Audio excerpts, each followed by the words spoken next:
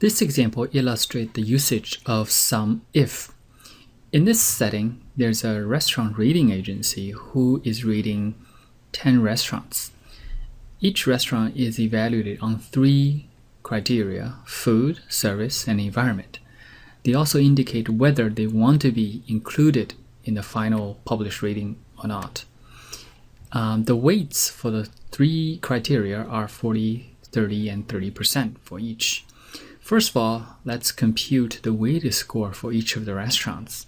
Let's do this more efficiently, so we'll use Control-Enter with one formula. For each of the restaurant, we could use sum product because the weights are fixed and each of the scores are nicely laid out. So we'll just need to type the formula for one of them. So I'll say sum product. And the weights here, because they are fixed, I would also use absolute reference.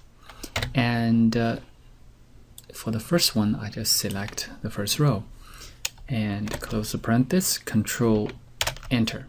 So that's the weighted score for each of the restaurants.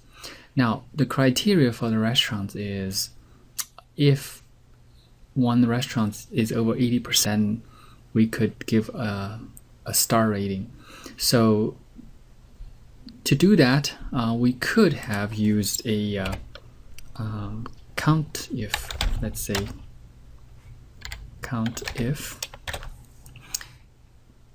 those scores, and the criteria would be quotes and end quote greater than 80, and we would have got 5. However, this does not take into consideration whether a restaurant wants to be included or not.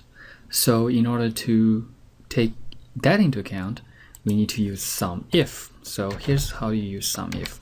SUMIF has the following argument. First of all, still the array of scores, still the same criteria, but for those cells that satisfy this criteria, we are going to utilize this binary 0101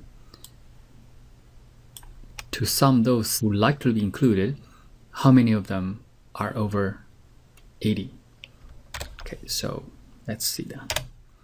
So indeed, it shows that these are different, which means that SUMIF has correctly identified restaurants that are both over 80 and are willing to be included.